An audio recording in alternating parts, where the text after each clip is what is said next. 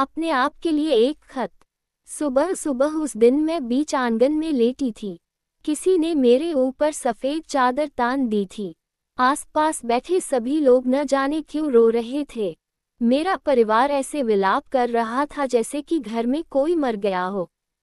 तभी मुझे अपनी पड़ोसी सीमा का स्वर सुनाई दिया। हाय विमला जिज्जी, काहे चली गई? अबे तो नाती नतन को ब्याह देखने थे आपको। कल शाम जिज्जी हमें मंदिर जाती मिली थी। बेचारी हमसे गले लग के कह रही थी, सीमा, एक तुम ही हो जो हमारे दुख दर्द समझती हो, बाकी तो सब मोह माया है। मैं तो कल शाम किटी पार्टी में गई थी। मंदिर तो मैं गई ही नहीं, तो फिर यह सीमा झूठ क्यों बोल रही है? मैं ये सोच ही रही थी कि तभी दूध वाला दाखिल हुआ। वैसे तो वह रोज मुझसे किटपिट करता था, क्योंकि मैं उसका दूध और पानी का राज जो खोल देती थी।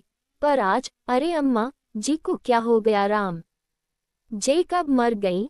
अम्मा आज तो 6 महीना के दूध को हिसाब करने हैं और अम्मा ने तो जिंदगी भर को हिसाब खत्म कर दियो। 6 महीने का दूध का हिसाब? झूठ है। कल तक का सारा हिसाब क्लियर है, फिर झूठ क्यों बोल रहा है? मैं उस पर चिल्लाते हुए बोली। तभी मेरे बिजली विभाग वाले सारे रिटायर्ड कर्मचारी दाखिल हुए। सब एक एक कर मेरी फोटो पर माला चढ़ाने लगे। मैं अपनी माला लगी तस्वीर को देखकर गुर्राई। ये कैसी तस्वीर लगा रखी है मेरी? अरे, इतनी सुंदर सुंदर तस्वीरें हैं मेरी। कोई अच्छी तस्वीर लगाओ। पर मेरा कहना किसी ने नहीं सुना। तब मेरा दिमाग ठनका। अब मुझे पक्का यकीन हो गया कि अब तो मैं यमलोक की यात्रा को निकल ली। पर मेरी आत्मा को लेने अभी तक यम या यम के कोई दूत नहीं आए थे। तभी अपनी मृत्यु का सच स्वीकार करते हुए मैंने सोचा, जब तक यमलोक से मेरी आत्मा को लेने कोई आता नहीं, तब तक मैं अपनी मौत के मातम का आनंद लेती हूँ। देखती हूँ, मुझे कौन कितना याद कर रहा है। तभी बिजली विभाग की मेरी पुरानी सहकर्मी बोली, मन की बहुत साफ थी विमला। बिल्कुल इस कफन के जैसी बेदाग। वह मेरे ऊपर पड़े कफन को छूकर बोली, बहुत सीधी सादी महिला थी। बिजली विभाग का कोई काम नहीं आता था, सब हमसे ही तो सीखी थी। हम कब तुमसे काम सीखे? उल्टा हमने तुमको सिखाया है। झूठी, निकल मेरे मौत के मातम से। मैं जोर से चिल्लाई, पर यहाँ तो लोग जिंदा की नहीं सुनते, फिर मरे हुए की कौन सुनता? कुछ देर में एक और मेरे भूतपूर्व आशिक मिजाजी सहकर्मचारी अपने मुंह का गुटखा संभालते हुए बोले, देवी थी, देवी, भाई जैसा मानती थी हमें। राखी बांधती थी। किसी रक्षाबंधन में हम 500 रुपया से नीचे का उपहार नहीं देते थे विमला दीदी को। दीदी, हम कब इस लंपट की दीदी हो गए? ये तो उल्टा हमारे ऊपर ही डोरे डालता था। मुझे विधवा जानकर चाहे जब मुझसे शादी का प्रस्ताव रख देता था। और आज देखो, मुझे सामने मरा हुआ देखकर कैसा बढ़िया बहन भाई का रिश्ता बना रहा है। अभी मेरी अर्थी उठी भी न थी कि मेरी नज़र घर के एक कोने में बैठे बच्चों पर चली गई। वे कोल्ड ड्रिंक्स और समोसों की पार्टी कर रहे थे। कुछ ही देर में राम नाम सत्य है का स्वर गूंजा और सब चल दिए शमशान भूमि की ओर। उसके बाद पूरे दिन लोग बाग आते जाते रहे। कब हुआ, क्यों और कैसे हुआ वाला वही घिसा पीटा सा सवाल सब पूछते और उनके सवाल पर कभी बेटी तो कभी बहू टेप रिकॉर्डर सी बज पड़ती।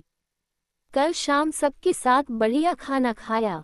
उसके बाद उनके पेट में जरा सा दर्द हुआ, फिर दर्द की दवा खाकर सो गईं। सुबह जब देर तक नहीं जागी तो देखा कि अम्मा नहीं रही, कहती हुई वे रो पड़ती। यहाँ आते जाते लोग बाग अपना शोक व्यक्त करते हुए मुझसे जुड़ी मनगढ़ंत कहानियां सुनाते रहे। जिसके मन में जो आ रहा था वह मुझे लेकर वही कह रहा था।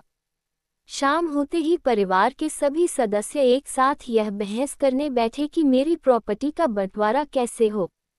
अम्मा साफ कह रही थी हमसे कि उनका वो कीमती रानी हार उनकी बड़ी बहू यानी कि हम ही पहनेंगे।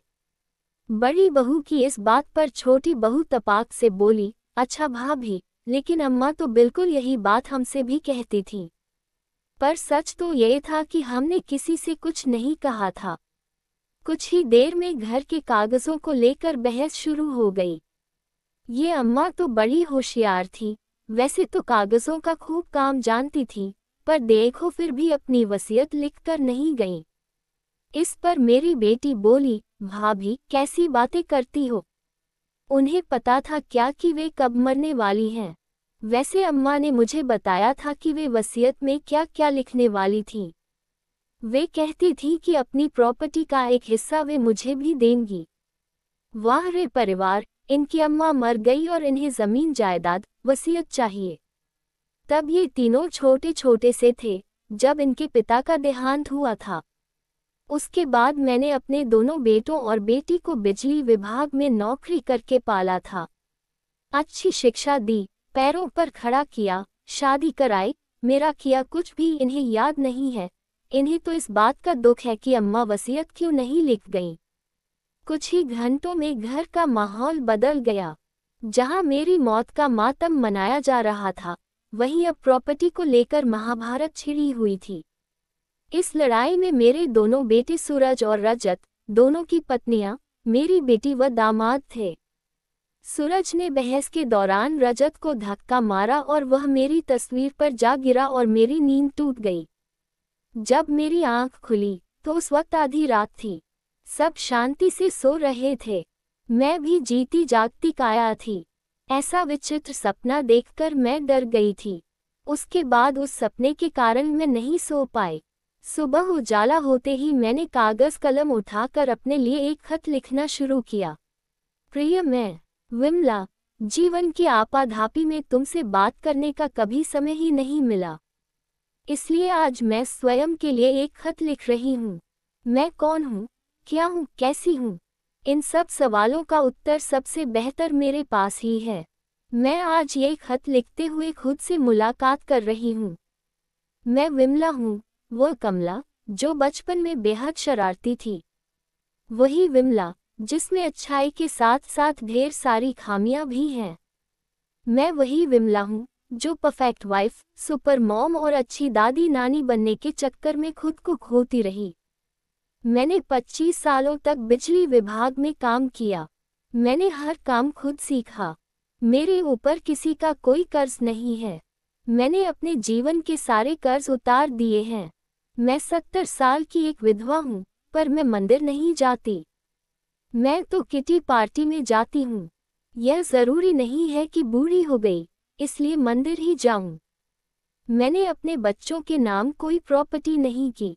मैंने उन्हें पाल पोसकर उन्हें उनके पैरों पर खड़ा कर दिया। यही क्या कम है?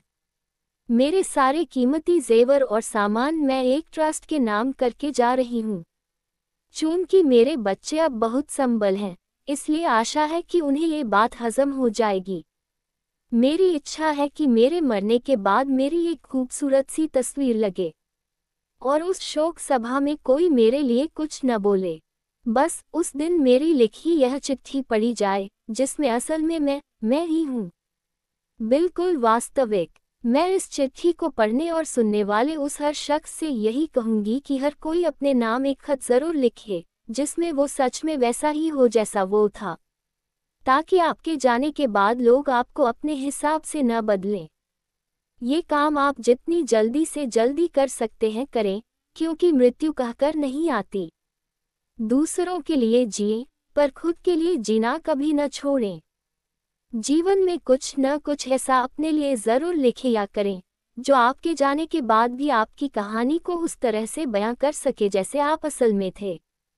प्यारी विमला, तुम्हारे लिए तुम खुद। मैंने खत लिखकर पेपरवेट से दबाकर रखा ही था कि दूध वाला आ गया और उसका दूध देखकर मैं रोज की तरह उससे कहने लगी, कितना पानी मिलाता है मदन? तेरे दूध की चाय बनाने जाओ तो पानी मिलाने की भी जरूरत न हो। बाहर मेरी उसकी बहस हो रही थी और अंदर मेरा लिखा खत पंखे की हवा में हिलता हुआ मुस्कुरा रहा था। मेरे प्यारे दोस्तों, अगर आपको ये कहानी अच्छी लगी तो प्लीज़ मेरे चैनल को सब्सक्राइब करें।